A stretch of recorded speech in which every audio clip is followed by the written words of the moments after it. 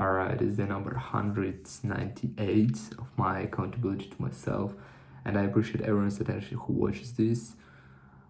Yesterday, my video finished abruptly, but I think it doesn't matter, and I don't really want to keep talking about time because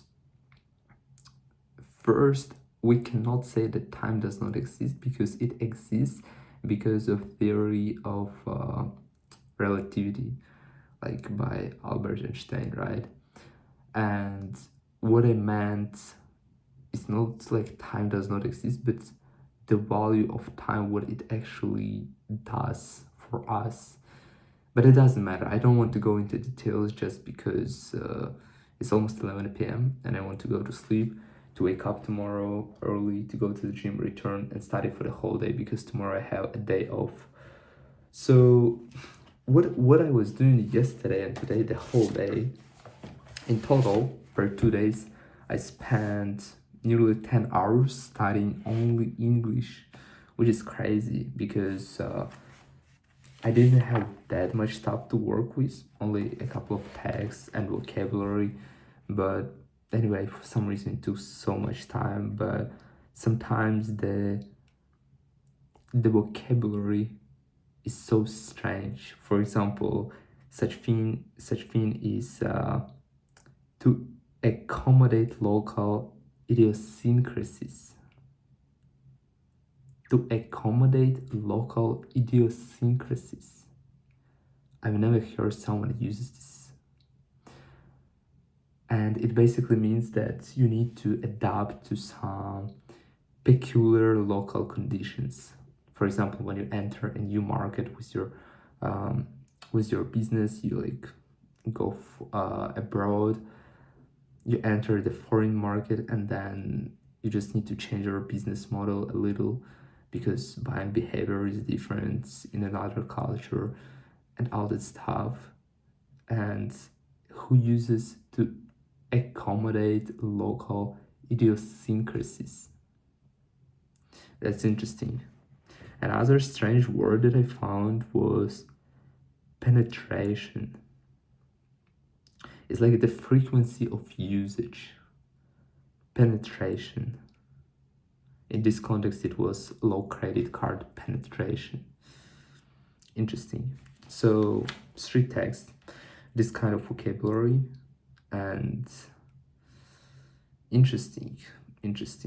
So, anyways,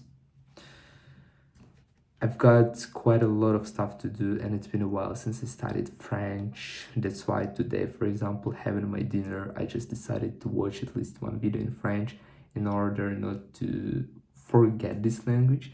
And at the same time, I've got a nice idea because actually I can go to another city which is like 30 minutes away, and in that city people speak French. And I could try just, to talk to some people and try to improve my French that way. I think it would be a little hard, but it sounds as a good idea. Maybe I'm gonna do this later when my studies over, because it's gonna be in like 6 weeks or something.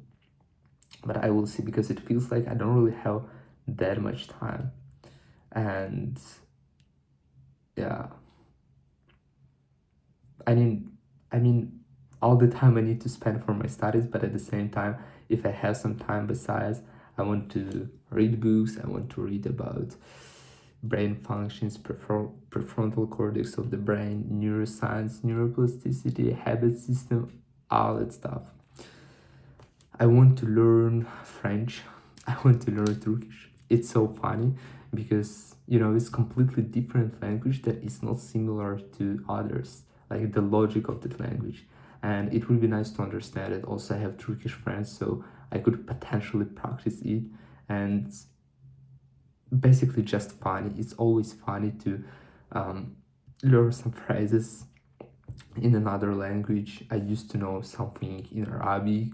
I used to know, I know something in Spanish, like in Turkish, and besides I speak like French, English, and to other languages. So it's just nice, you know. So why not? But it's something that is not my main priority. Yeah, at the same time, I wish I could spend more time studying basic English, because it feels like when I studied English, I didn't have structure, and it was so random. A lot of things I did not learn that apparently were necessary to be learned. So in order to, I don't know, improve my sentence structure, maybe build up some vocabulary, some basic vocabulary regarding cooking, for example, or something like that, I wouldn't mind to learn more vocabulary, and maybe even a little grammar. I don't know, some informal vocabulary I would like to learn also to gain, because by the way, today I went to the gym in the morning. I trained with my friends. As always, great workout. 2 hours and a half, something like this. It's not a lot. It was pretty short workout, because normally it's 4 to 5 hours. But yeah, it was really nice, and it turned out that his English is C2. C2 English. That sounds insane, alright? It's But at the same time, he reads scientific papers since age of 15, and now he's about to be 24. So he's been into English for a while, and he said me that he's been applying this language for 4 years straight, every day, every single day. So it's really powerful. It's really powerful. It's something that I want to reach, and it's something that I think is going to take a couple of years for me if I actually endeavor to improve my English, not just leave it as it is, right? Because if I just leave it as it is and keep living in an environment, sometimes communicating this language, this process is going to be even slower, and might not even eventually happen, you know. So yeah, I just 2 days in a row spent working with those texts. I don't understand why it takes so long to work with them. Also, the structure, how those texts are written, sometimes it confuses me, and I need to break down what does it mean specifically, because I expect that I might be asked any word, any explanation from this text during the class, so I need to be able to answer. Because just reading, I can read text once and I understand the the essence of this text, the idea of this text. But in terms of vocabulary, obviously it's something I need to study separately.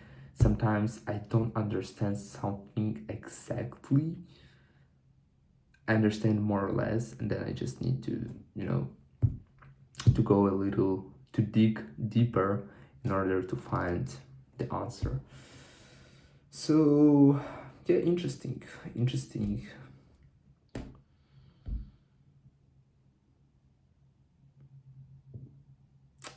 Probably that's it.